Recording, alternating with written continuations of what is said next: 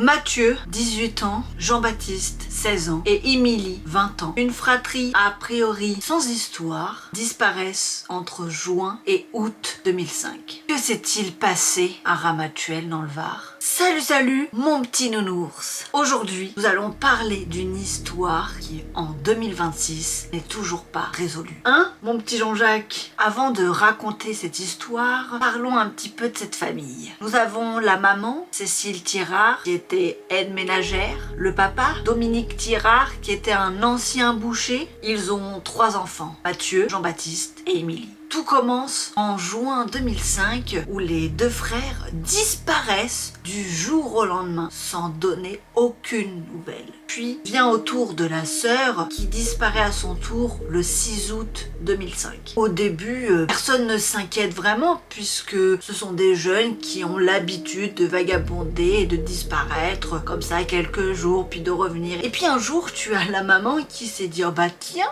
si je prenais des nouvelles de mes enfants ?» Elle les appelle, mais le téléphone était éteint. Elle regarde les comptes bancaires qui sont quasiment inactifs. La maman se dit quand même très inquiète de n'avoir aucune nouvelle de ses enfants depuis maintenant plusieurs semaines. Étrange, non? T'as raison, c'est très étrange. C'est seulement le 1er octobre qu'une information judiciaire est ouverte pour disparition inquiétante. Mais avant ça, revenons quelques jours en arrière. Nous sommes en septembre. Malheureusement, le papa se suicide en se tirant une balle dans la tête. Il était malade, dépressif, il avait des problèmes financiers. Il était revenu vivre chez ses parents à Ouincourt, dans la Somme. D'ailleurs, c'est de là que la famille, à la base, était originaire. Ils se sont installés à Ramatuelle, dans le Var, seulement 4 ans avant cette étrange disparition. Le père avait laissé une lettre à sa femme avant d'en finir, en indiquant, je cite, « Tu ne reverras plus jamais les enfants. Ils sont partis très loin. » Ça fait flipper, non?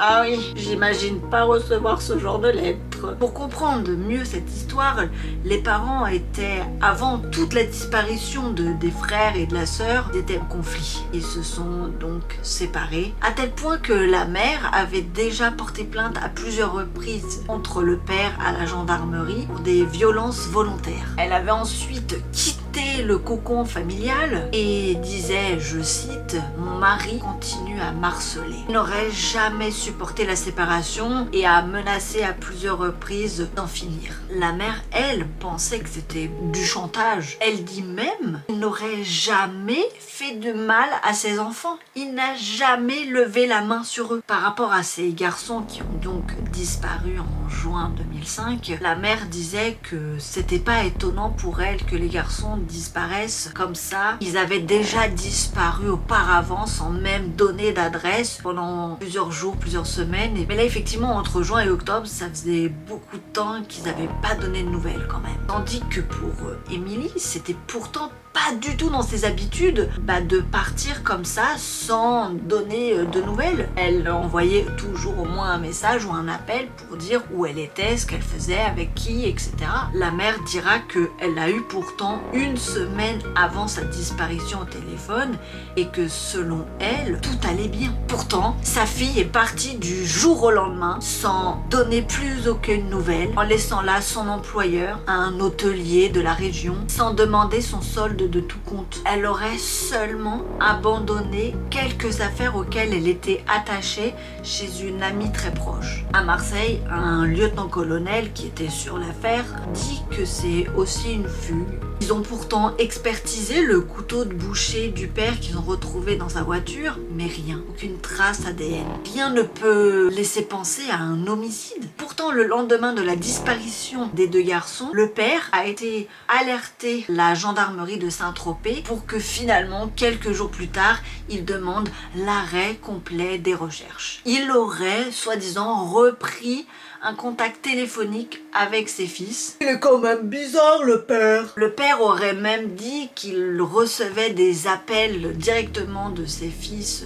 via le téléphone portable, qu'il ne répondait pas, qu'il les rappelait via une cabine téléphonique. Cependant, toutes les lignes, aussi bien le téléphone portable que les cabines téléphoniques de Ramatuelle ont été vérifiées, mais rien, aucune trace de ces appels. La maison a été fouillée de fond en comble, les bois aux alentours ont été inspecté, des plongeurs recherchaient les corps dans la mer, mais rien. Aucun corps ni preuve n'est retrouvé. Le père avait même dit qu'il avait mangé avec ses fils à Nice. Cependant, à Nice, les pièces d'identité des garçons avaient été retrouvées sur la voie publique, non loin d'un commissariat. Comme si on voulait que ça soit découvert. Oui, je pense. De plus, pendant l'été, la carte de crédit d'Emily, donc la fille, a été utilisée par le père. Il aurait même dit qu'elle travaillait dans une parfumerie parisienne, alors qu'elle n'y a jamais mis les pieds, ni à Paris, ni dans la parfumerie. Et puis c'est en 2008, après de nombreuses recherches, que l'affaire sera classée sans suite. Fugue ou drame familial, on ne le saura jamais. Et voilà Jean-Jacques, c'est la fin de cette vidéo. Eh bien écoute, mon petit nounours, n'hésite pas à liker, abonne-toi sur ma petite tête, active la cloche, mets un commentaire si tu as bien aimé ce fait divers et si tu veux que j'en raconte d'autres. Je te mets là aussi ma dernière vidéo. Je vais raconter il y a quelques temps aussi une histoire de trait d'horreur, hein, un peu spéciale aussi. Moi je te dis bonjour, bonsoir, à bientôt pour une prochaine vidéo mon petit nounours. Salut salut!